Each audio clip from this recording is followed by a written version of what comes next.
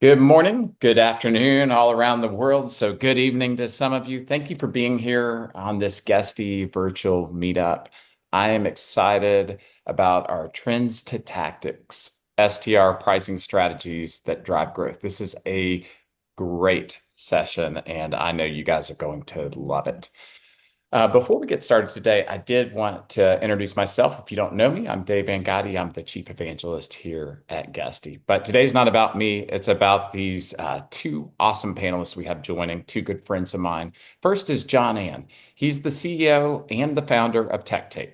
That's a revenue management service, and they have over a decade of experience. They're able to generate multi-million-dollar annual revenue streams through tailored services and strategies. And he's going to be able to bring his unique experience as a strategic advisor to any STR operators that are needing help. In addition, we have Kyle Driscoll. He's a senior solutions consultant over at Price Labs, and he's a common speaker in the industry as well. Before joining Price Labs and helping the customers there that have large portfolios, he was a revenue manager and he worked with a very large property management company that was focused on both the mountain and the beach markets. So I'm excited to hear these insights. But before we get into that, I did want to go through what today's going to look like. We have these few opening words and slides, and then following that, we have our fireside chat and moderated panel with these talented panelists, John and Kyle. So, Guesty, here we are by the numbers. We've been around for over a dozen years, had almost a $500 million in funding, 16 locations worldwide. All this stuff sounds good, but why does that actually matter to you? If you're managing a short-term rental property, if you're a property manager, the reason these numbers should matter to you is it means we have a team, we have funding, and we have everything it takes to take better care of you. Whether that's better distribution, better relationships with other industry experts like the ones we're bringing on today, or AI or tools, all of these different things that fit into your business and then collectively push it forward. We have the scale and capability to bring those things to you and your business. So the products do match you wherever you are in your journey. So whether you're just getting started and have a property you own, or just getting started in management and have 1 to 3 listings, whether you're in that pro segment of 4 all the way up to 200, or in the enterprise segment, we have the solutions for you. And as you scale, we can scale alongside you. So rate optimization models are evolving. This is changing constantly. I think back to when I first got in the industry back in 2010, 2011. There were almost no pricing tools. Everything was extremely rudimentary. Now we look at portfolio-wide automation that's helping us make pricing decisions at scale. We're looking at channel by channel distribution rules. All of this, it's getting crazy out there. So hopefully we can demystify some of that for you today, and we can help ensure that your profitability is scaling alongside growth. Because when we think about growth, almost every operator out there is saying, hey, I want to add new properties in 2025. This is a priority for me. And out of those, people are looking primarily to do it by adding more homeowners. But see, the problem is you onboard a home and now you have to make all these pricing decisions. It's not as simple as just signing a property, setting it, and forgetting it. Instead, it's signing a property, onboarding that property, taking good care of the owner and the guests, and then also trying to find time to manage the pricing strategies. And so that's what we're here to talk to John and Kyle about today. So, John, Kyle, welcome. Thank you. Thank you very, very much for having us. Thanks, Yeah. David. Happy to be here. So I'm going to dig right in. And John, I have a question for you regarding the macroeconomic trends that we're seeing currently in the industry. How do you see, or the macroeconomic trends rather, how do you see those impacting the industry and specifically short-term rental pricing? The macro level, economic trends always impact the local. And I think a lot of the decisions, a lot of the data that we focus on in our industry is always hyper local, right? What's happening immediately around us. But with all the uncertainty that's going on right now, um, just overall consumer confidence, consumer spending is kind of slowing down. So um, that for us, the macroeconomics sets the tone for kind of the aggressiveness or the strategies that we're going to implement. And then we look at the local, local market factors and the hyperlocal information to make those direct, decisions for the properties or the portfolio. Right now, what I'll say is there's kind of an inertia from the macroeconomics. And so we're still seeing, the US market pacing ahead from last year, whether it's RevPAR occupancy. Yet the macroeconomics is what's kind of giving us a little cause to be a little bit more cautious, get out a little ahead, try to hedge our bets a little bit. So that's how we look at the macroeconomics to the local markets. So a quick follow-up on that, John. When you say hedging your bets, how can a property manager hedge their bets based on what you were just saying? Yeah, so what I mean by hedging my bets is, maybe you're in a market where, the summer markets tend to be kind of gangbuster, right? And you can wait until the last minute. We may be trying to get a handful of, bookings here, there on those properties and not waiting to that last minute so that we have some, good, maybe not the top, but good reservations on the books so that we're not kind of, left empty-handed if the market turns. And so that's kind of how we're hedging the bets right now. Yeah, that makes good sense too, I think on multiple fronts, because obviously the owners like to look at their calendar and see it filling in a little earlier rather than a little later. So I think that's a great point. So Kyle, the key market signals that you're paying attention to when you're looking at a portfolio of properties, I know you're doing that on a regular basis. What are you paying attention to when you adjust that pricing strategy? Yeah, so I think looking at the market and how it's historically paced and how we're comparing to that right now is the number one thing that you kind of look at. Is the market in line with where it was? You expect to have some weekends that may be up, some that may be down. But if you look at it, could you say the general line of occupancy is similar? That's the main thing that I'm kind of looking for.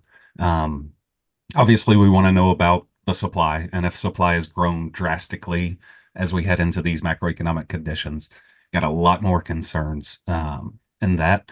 And then obviously, I want to say I want us to be aware of what our booking velocity is, and then kind of what it is that's happening in the market as well. And by booking velocity, like how quickly the bookings are coming in, you know, going into the last minute strategies. Are we able to get a little bit more bookings further out? Kind of what John's talking about.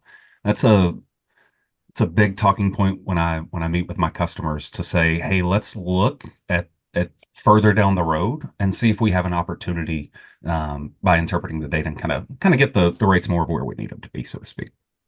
And what are you seeing, Kyle, in most of those portfolios, booking velocity wise this year versus say last year or even a couple years ago? Yeah, I think generally speaking, most most people are seeing their booking velocity kind of slow down a little bit, seeing the booking window compress quite a bit. Now, I say most people because there are segments of the market that I don't think are following these same trends. Luxury type properties aren't being as quite as impacted depending on the market. A luxury property down in Miami, Florida, it's still going to have plenty of people coming into it kind of regardless. So, uh, yeah, Sense. John, competitor benchmarking seems to be a hot topic really in any market, but especially this year with some of the booking trends that we're seeing right now. Can you talk about how you use competitor benchmarking to help when it comes to rate strategy?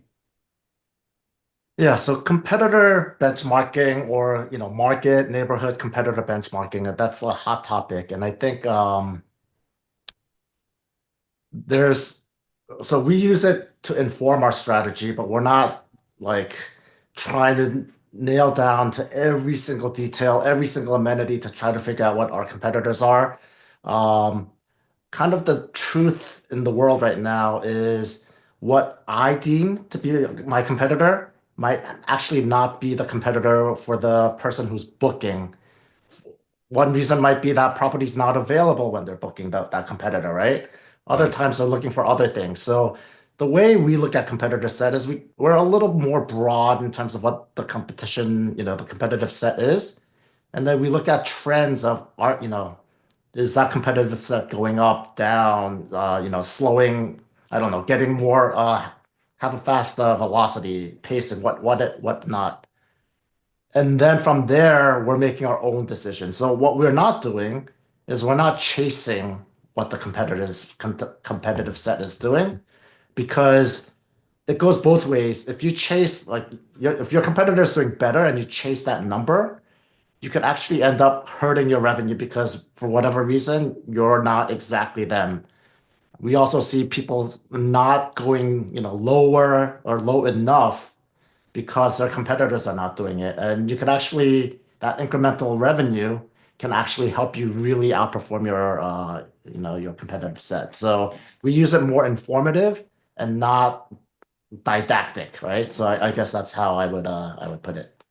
And I real think quick, that's a really good way to put it, John, and especially one of the things you said in there that I've seen come into play multiple times when I'm helping a property manager with strategy around this is they think this is their competitor over here. And then you start to dial in and you look at, okay, maybe they aren't even distributed in the same places. And the book direct percentages are completely different, wildly different. And it's like, it's not as true of a competitor. Yes, it's a benchmark. You can look at it. It's one factor out of many. So I think that there's a lot of wisdom there. Kyle, I saw you clapping there at one point. yeah, Could you expound what made you happy? yeah, I 100% agree with John. A lot of conversations I'll have with people that are trying to learn revenue management or try to understand the details of it, they want to price compared to, a specific unit or something like that. The way I've always used comp sets previously to being at Price Labs when I was revenue management was looking for those trends and what other people are doing. When do they switch minimum length of stay? Not that you want to follow it, but understanding the patterns of how they're moving as well. When you can identify how not necessarily a person or a company is moving, how the market is moving, it can really, really help you with that overall strategy and, potentially identifying something way down the line that you're not thinking about right now. But if you observe similar patterns enough, it can be really impactful 6 to a year, 6 months to a year down the line as well. So Kyle, let me ask you a follow-up on that. If you were to look at ADR and occupancy and you're trying to improve those numbers, what's the most valuable data point that a property manager should be dialed in on and just focused on? I mean, I think I would say the most valuable data point is going to be either, depending on how you refer to it, either RevPAR, revenue per available room, or revenue per available night. That combination of ADR and occupancy. I think it really depends on, it's so specific to the market and to your strategy. It's hard to give just a broad answer for that. If you're looking to grow and to get a lot of bookings on newer properties, we need to be a little bit more occupancy focused. But really, I think one of the main data points that's most important right now is that booking window and when people are kind of hitting their booking window. You want to be a little bit of ahead of it, but really dialing in on that and understanding that this is when consumers are looking when they're booking. Inside of Price Labs, I'm a huge fan of looking at the 7-day pickup and seeing where people have looked over the past week and where they're bookings. John, you're working with operators that are managing portfolios, but then those portfolios have owners behind them, and the owners have unique needs and emotions.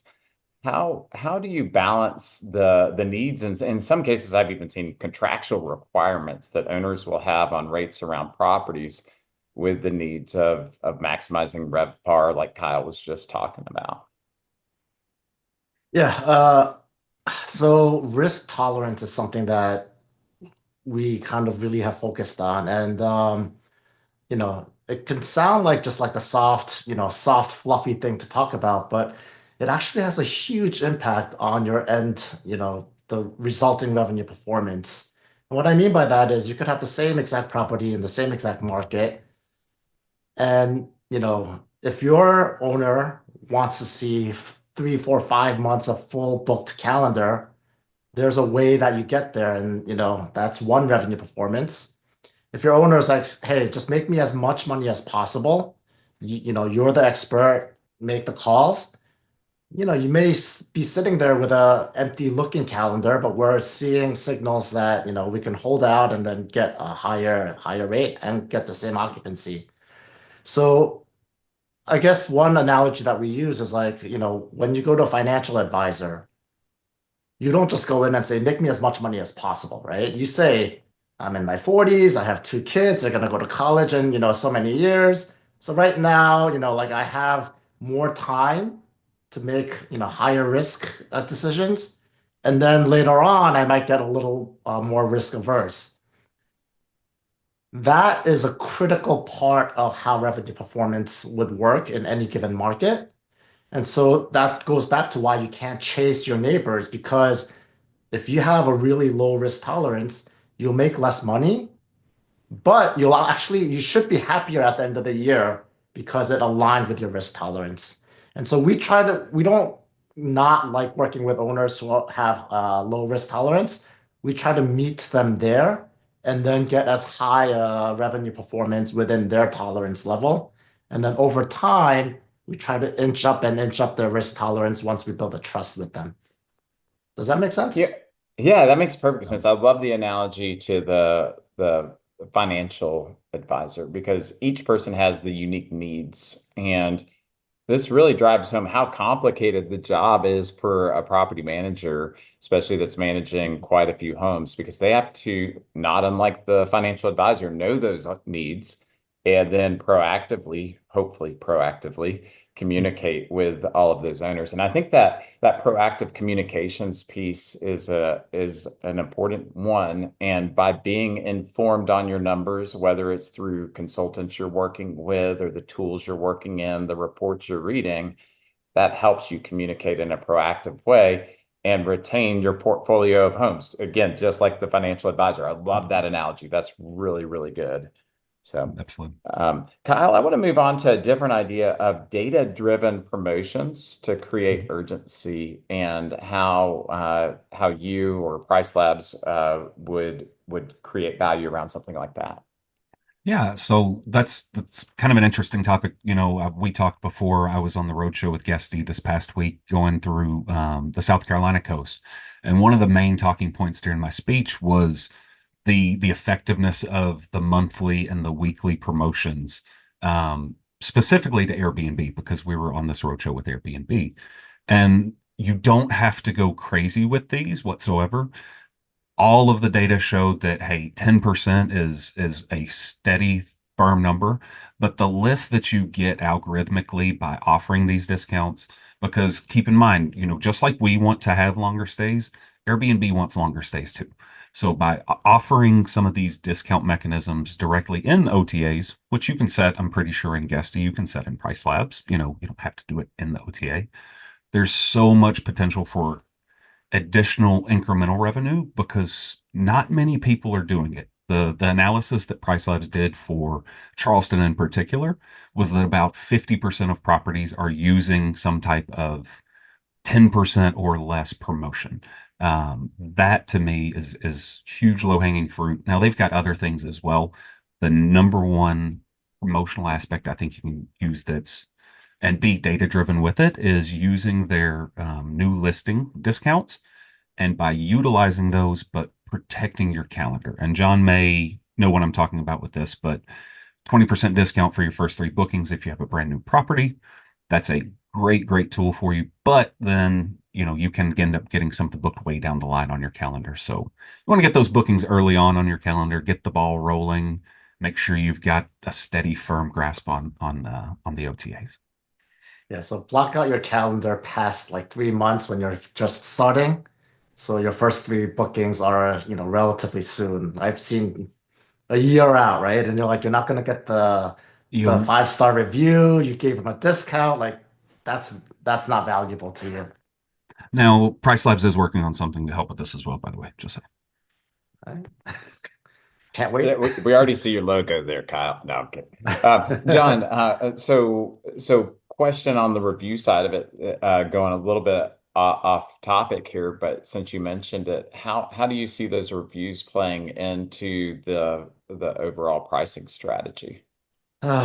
This is I sigh because things have shifted quite drastically recently where um to be fair, if you did not leave a good, if you did not provide a good stay, you deserve a bad review. Um But recently, Airbnb has shifted their review policy where an AI agent gives you two shots at, arguing your case, and after that, it's just like you can't remove it even if it was retaliatory. So relative to pricing, it's not the end of the world if you have, I mean, if you have what, like a 1-star review, yes, it's the end of the world. But if you have a few bad reviews, it's not the end of the world. And really, it's getting that flywheel going again, right? So not, again, not chasing your competitors, but saying, hey, we need to start getting the reservations flowing. We need to start getting other reviews. We need to fix, the issues that the guest was complaining about.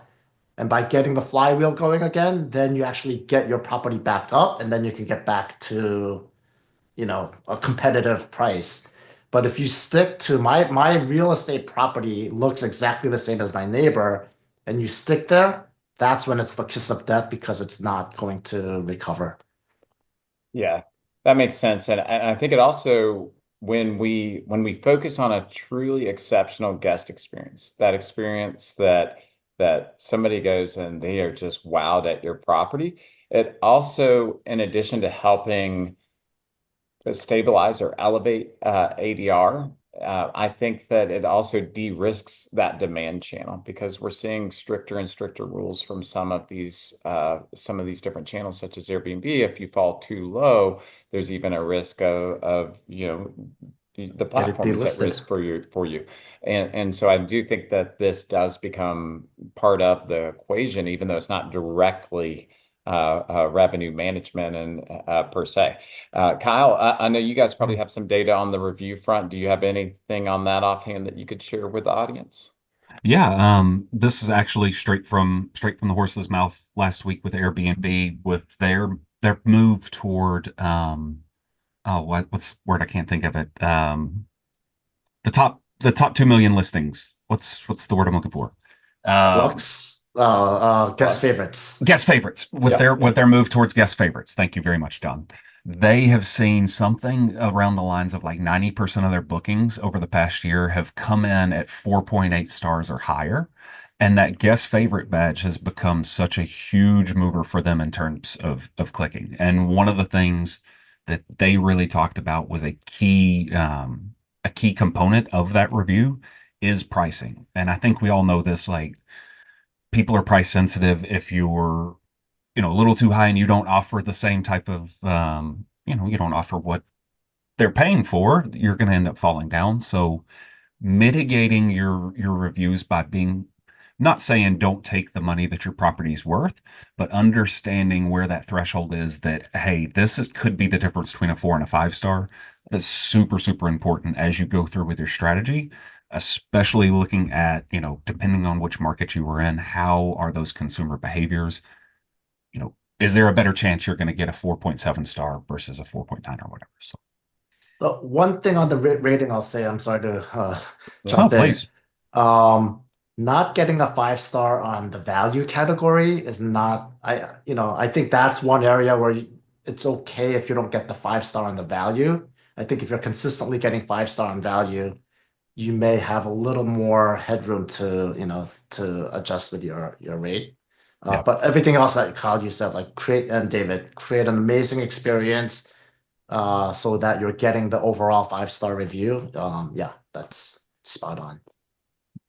John, coming back to you because we were talking a little bit about booking velocity, booking windows earlier, and we've had a couple questions come in about this, as well as I know you and I were talking about it the other day. What is that perfect way to make sure we don't miss the booking window? Is there a way to make sure we don't miss a booking window? Because that's scary, because once you get past that, it becomes a race to the bottom, just trying to get whatever you can, the scraps that are left.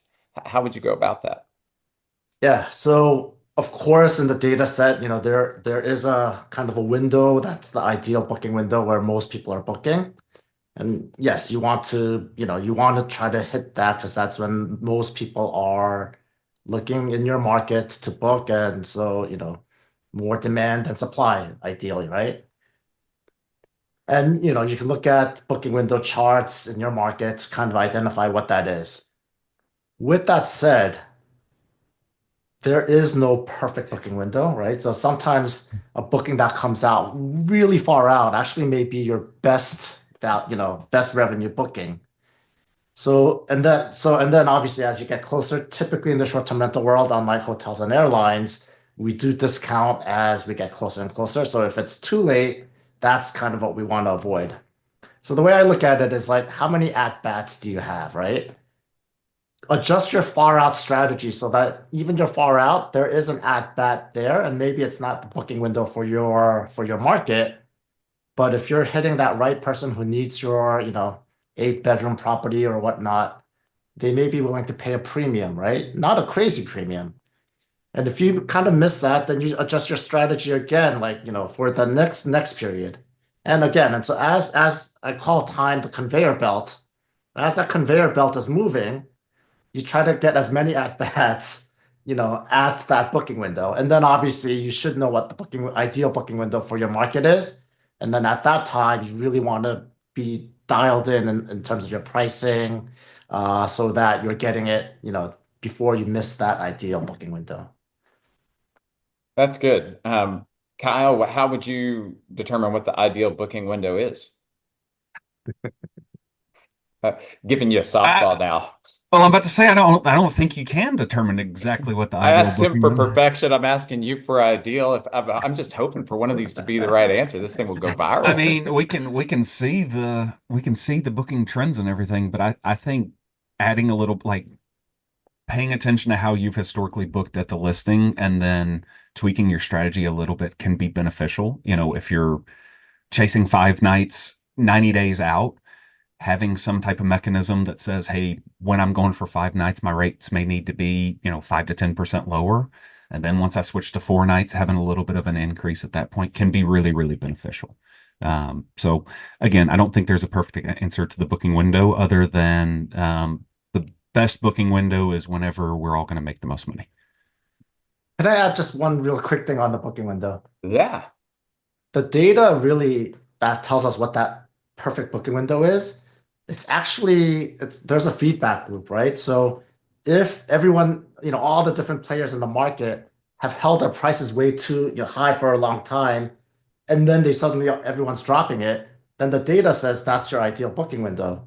But that might not be the ideal booking window for the people who are looking, right? And that's why I say it's actually a broad spectrum, and there's no like perfect answer because the data is only telling you what everyone else in the market is just doing, and it's compiling it and saying this is when everyone is booking.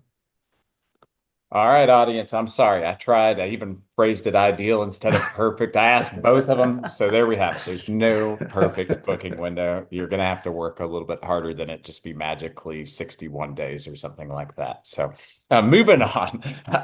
Kyle, when we were new in property management way back in the day, I remember I'd like high five when a big booking would come in and we'd be excited. We were like, can you believe this is going to be X number of thousands of dollars and we get this percentage of it? And all we have to do is X, Y, and Z. Of course, X, Y, and Z is a lot of work. And Yep. then as we matured, we realized it's a little more complicated than that. We actually care about the long-term revenue too, not just that value on that one booking. What does that balance look like between getting excited over that one booking being humongous and then maximizing the overall monthly or long-term potential of the property? Yeah, I think now are we talking about it from property manager and the revenue manager's perspective or more from the homeowner and like how to get them to stop thinking short or try to get us to stop thinking short? Well, I think it's probably both. If we can learn to stop, thinking short, we can communicate it well to the owner. So maybe we could start with the property manager, and then I'll come Yeah. back to John here in a second and get his thoughts on the owner side of the equation, if that's okay. Yeah, definitely. I think from property manager, revenue manager side, it's important to to one know how important's cash flow. That plays a big role in the revenue generation stuff. Like, do we need cash to make the business run, so to speak? Um, the main thing that I would look for is like the starting point. I want to make sure that my occupancy is going to be stable throughout the entire year. So coming up with some ideas of targeted occupancy and saying like, okay, low season, I need my target occupancy to be 40%. High season, it better be 80%.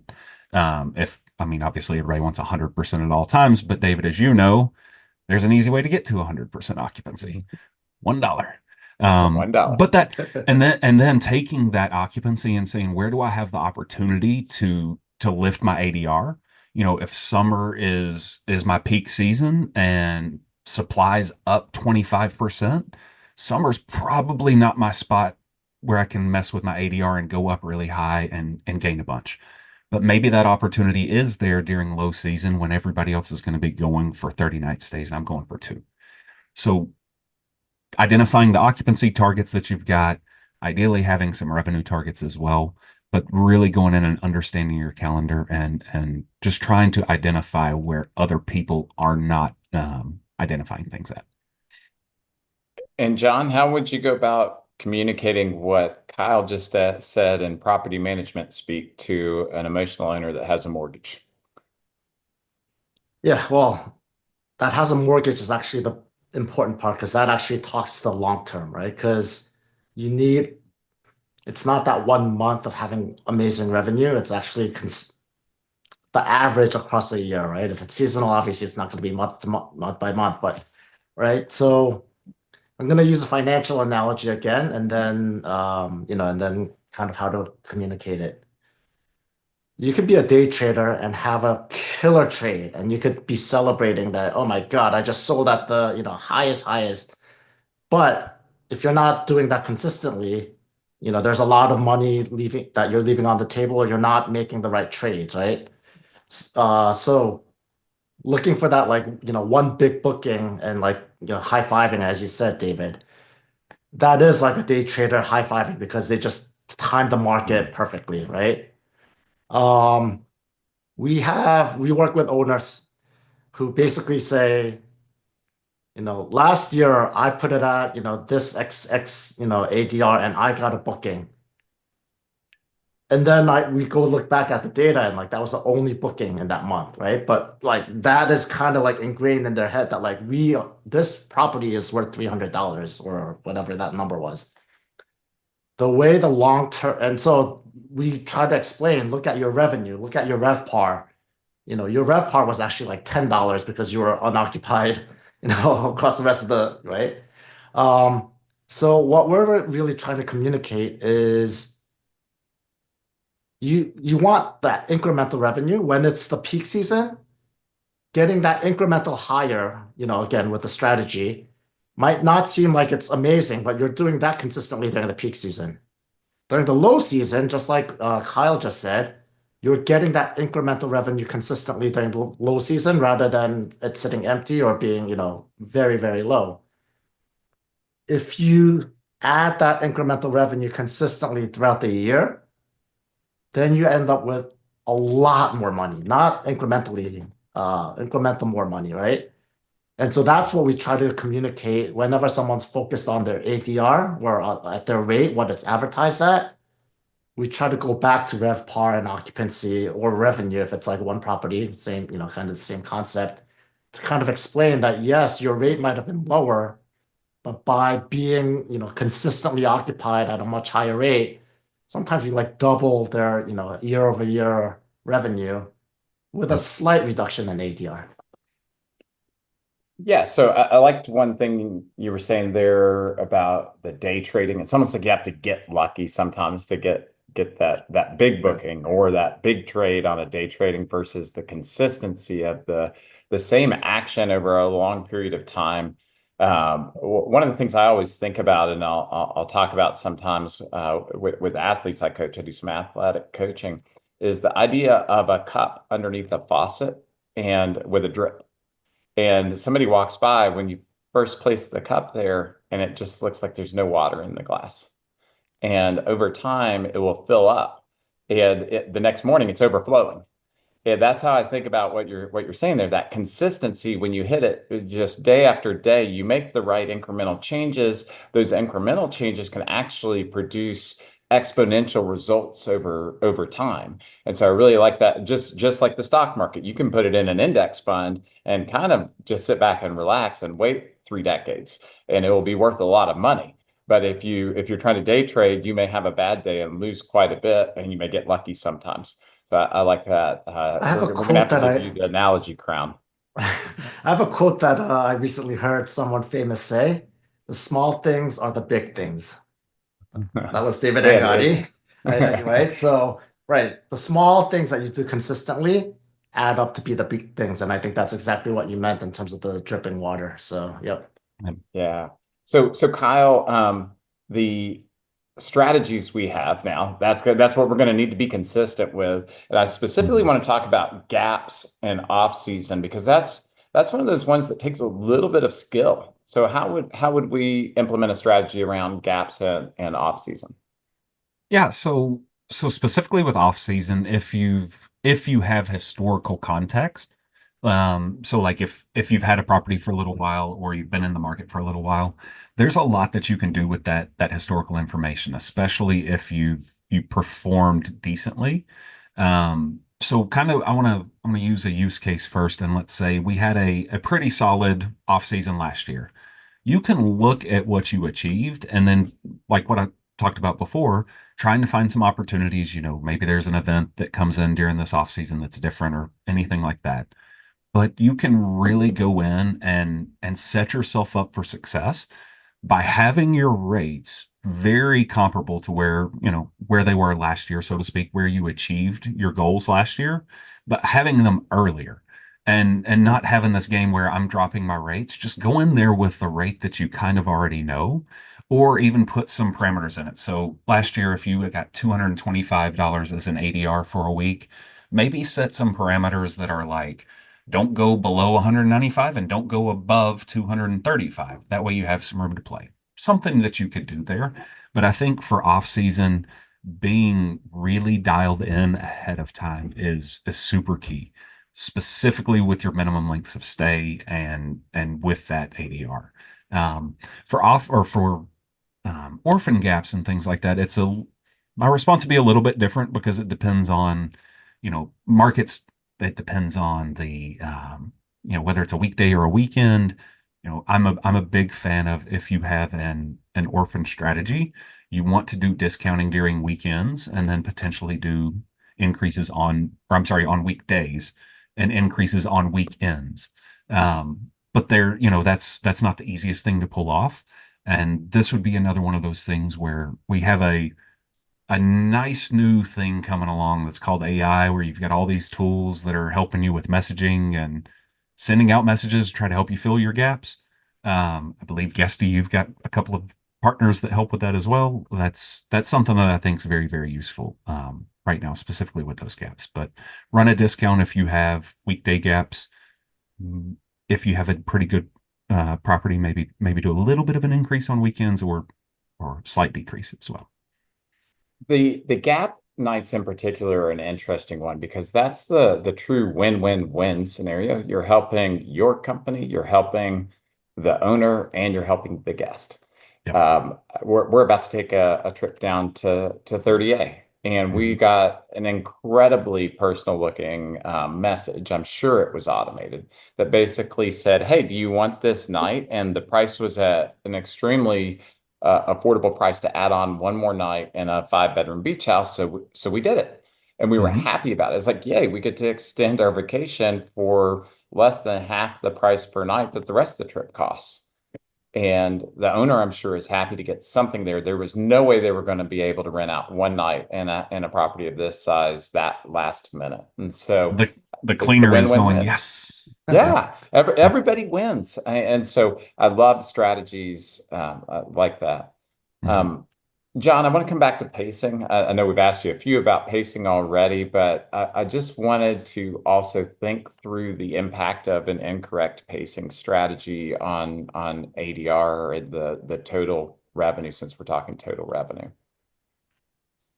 Um, I mean, I'll I'll I'll I'll answer the easy one, and I think I'd like a little more nuance in terms of specifically what you're looking for. But Yeah, you know, obviously, like post-COVID, people put crazy rates far out, and somehow everything got booked and everyone was happy, right? Those days are long, long gone. We all know that. So, um, that's obviously the wrong pacing. I'm trying to understand a little more nuance of like what you're trying to get at. yeah, so basically, I tried to find the perfect answer on pacing. That doesn't exist. We had a unanimous vote on that. So now I'm thinking about, okay, what if we are late to the game on off season in particular? Mhm. Kyle was just Okay. talking about, hey, if we get off season right, that's a way to help make sure we normalize some of those peaks and valleys in revenue for an owner and keep them stable on the property management program. How specifically would screwing that up or getting that right impact the stability of a portfolio and the revenue of a portfolio over time? Yeah. Yeah. Missing that and always reacting kind of, last minute to whatever situation that, you know, your portfolio happens to be in makes for a very unstable portfolio. And you're actually gonna probably, as a property manager, lose that client because, you're always probably going to be discounting it. Um, what I will say, the important part is when you find yourself in that situation, it's to take that long-term perspective and say, let's get this property back going again. So that it's not just discounting for the sake of discounting. And you could do promotions, you could do other, but you have to Yeah. incentivize people to come through your property. So the initial strategy is just get that like immediate time frame going, not only to generate revenue, but to start, starting to move up on the ranks and in the algorithm and everything. As you're doing that, you should also be looking far out, 6 months, 9 months, so that you're fixing that problem down the road while you're fixing that problem immediately, not just focus on the immediate and then that next month you're doing that same thing over and over again. So again, in terms of the strategy, it's looking at 6, 9, 12 months out at a time consistently and not just looking at the next 30 to 45 days and trying to figure out what's going on there. I don't think you don't look Yeah. like No, no, you no. you're No, that's satisfied with great. the No, answer. yeah, yeah, for sure. So I think I what think I that's incredible advice for yeah, anybody yeah, listening to this. Like, get your for eyes off sure. that first month that's on the calendar and focus everywhere else. That's key. You also said something in there that I think is key in business in general, obviously pricing strategies as well. But it's basically, hey, what's in the rearview mirror is in the rearview mirror. It's basically one of the things you were saying there. Control what you can control. Just because you missed a booking window on this month or this week or that day, every day on the calendar kind of has a booking window of its own. It doesn't mean you don't have all the other days in the future that you can dial in on. Get whatever you can for those days. Don't give up. You can maybe still salvage that somewhat, but this isn't going to be a perfect science all the time. It's an art and science equation to some degree. So Mhm. Revenue management happens over time, and I think our industry, especially because we had so much, algorithm and dynamic pricing from day one, that I think a lot of folks think it's like a series of settings and then like somehow it'll magically do it. But it's actually that consistency, as you said, David, and it happens over time. And that's why looking further out is a very important aspect of it to get yourself out of whatever problem that you may be in right now. so based on that, John, I'm guessing you don't believe that we're at a point yet where AI powered tools in pricing replace humans. Is that correct? I don't want to sound like the old fart that says, "Oh, you got to go back and use a keyboard, the typewriter, right? Not just a keyboard." But um,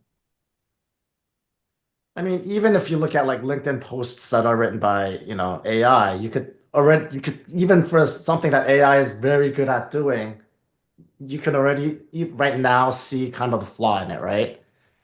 There are lots of what I call fuzzy decisions that need to be made, the art and science. Um, I'm sorry, I use so many analogies, but I'm an architect by training, right? And architects, there's an art component and there's a science component, right? Mathematics, but then, if it was all mathematics, every building would look the same, but there's an part to it, right? And right now, there's a lot of fuzzy decisions that need to be made, especially during a volatile economic period, right? We've never had a trade war. None of the dynamic pricing engines have ever seen a global trade war as an input, right? So it's not, I mean, of course, I think AI will be able to take over, as it advances, and it's going to be sooner than I think. Um, but today, this year, I don't see that happening at this point in time. Yeah, I think that's where I'm at as well. I was talking actually with an executive at a international hotel brand, and that's the hotels have a much more homogeneous inventory type and Mhm. quite commoditized, and yet we still have revenue managers at hotels that have 260 rooms that are identical and really that don't have that much differentiation when it comes right down to it to the hotel next door. And they still have revenue managers. So I feel like until the hotels are at a point where they don't have humans on keyboards helping with the revenue management, that we won't get to that point either. But I do feel like, and Kyle, I'm going to come to you with this one, that we are at a point where the AI, the machine learning models can be a force amplifier on that human's time. Would you agree with that? Oh yeah, absolutely. And I'm totally in agreement with John, even though, I'm here representing Price Labs. I love Price Labs. It's a tool and nobody expects a chainsaw to go out and cut an entire forest down by themselves. You got to have the people pulling it. Um Now with that said, I 100% think that you have to have some type of data analysis dynamic pricing tool. Just looking at the analysis that I did for South Carolina, the people that have, and not just price labs, that are using high levels of dynamic pricing, they're completely outperforming the rest of the market. And it's because they're picking up on those trends that, John mentions we don't know about the global trade war, but we do see that the demand signals are coming down. People that are utilizing these tools are able to pick up on it as well. But no, the majority of your revenue generation and that incremental increase over years is going to come from the human person helping you. The tool is going to put you in the right direction, but there's so much about revenue management that has to be data interpretation.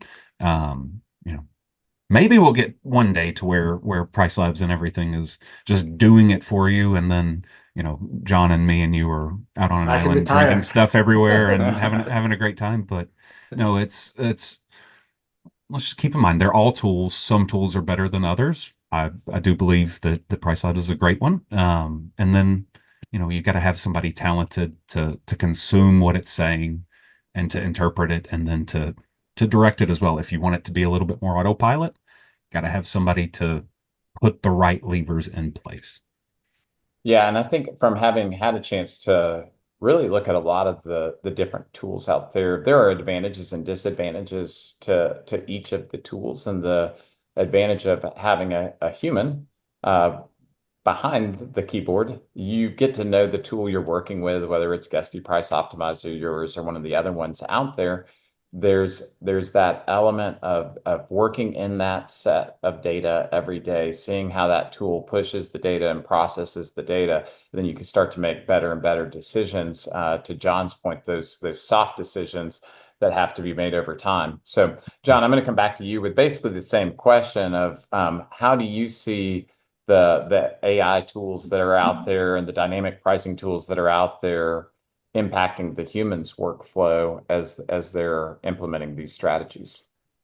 I mean, already for us and for, I would say every revenue manager out there and property manager out there, we have been using some sort of, machine learning AI tool already for many years now, right? Price Labs. machine learning, right? So, um, and that's what has enabled us to make the human hours that we're spending are the high level thinking human hours, not downloading a CSV and throwing it into a spreadsheet and then like we're right like that we're trying to eliminate, and now AI is helping us to interpret the data and bring the data to us, in a way that, I myself could never filter through and, get to that answer. So, I mean, again, I keep saying I'm an old fart, and I'm not saying it's this to say that, technology is not going to take over. It's going to continue to help us, perform better and use our thinking skills at a higher level. When the PC was introduced, right, in the 80s, everyone thought, oh, no, oh my God, kids aren't going to do their homework anymore, right? They're still doing their homework. So it's part of that evolution. Kind of just slightly off topic, and I keep doing this to you, David, so I apologize. But No, I I like want to it. throw one more analogy out there, and this is one that we spoke about the other day. The tools and the data are really important and critical. But if the data just tells you what the answer is, right? That would be like saying you don't need to have a Super Bowl because the team that is statistically higher ranked would always win, right? And yet during the game, the coach and the players make adjustments to counter whatever headwinds they're facing. And that's why they're upsets and everything, right? So going back to AI, until AI can kind of, start working in that capacity of adjusting the strategy on an ongoing, consistent basis, like expecting the machine to just take the data and get you to the right answer, consistently all the time is going to take a while to get there.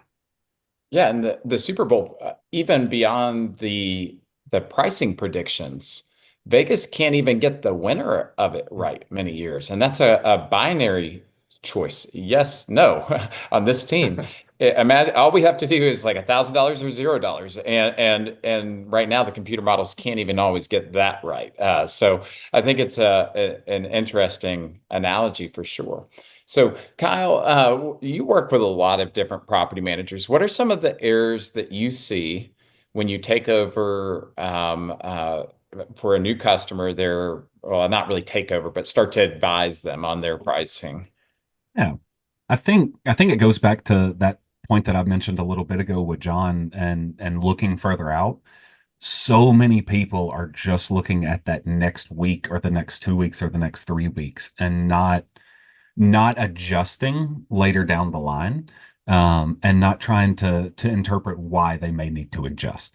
So, just because, and again, I'm speaking to the Price Labs view of things.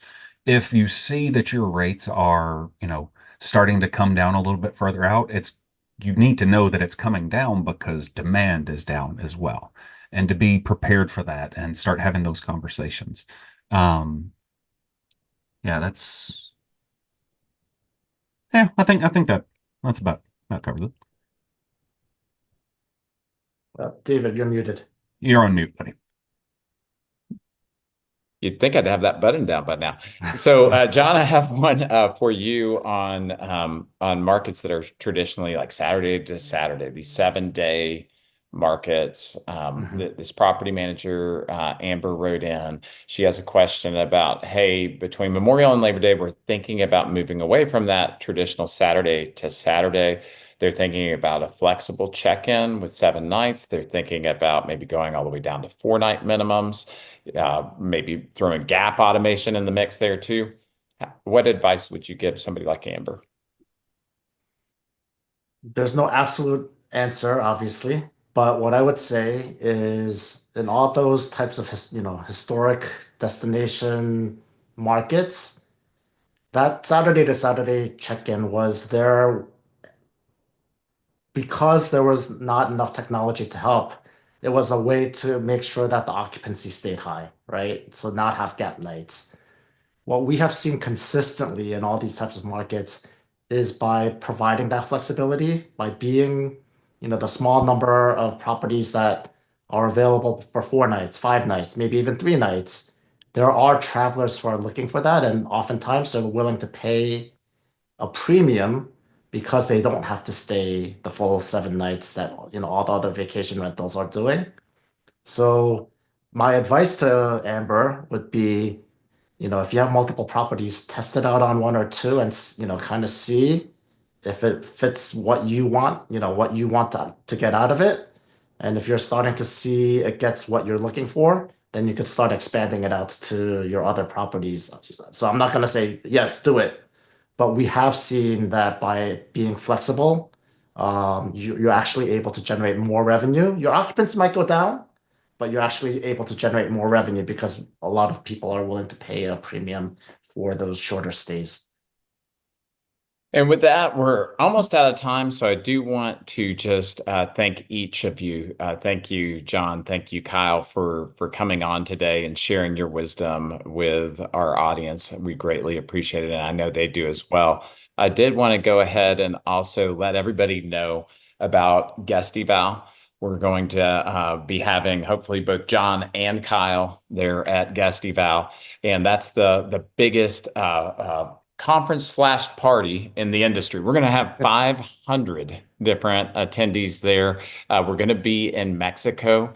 We are known for this conference. It is quite legendary in the space. We have tons of fun. It is not a stale conference. There's a reason we call it Guesty. It's more like a festival than a conference. You do not want to miss it. The cheapest prices that you're going to see through the end of registration are right now. So go ahead and get in before tickets sell out or before they go up in price.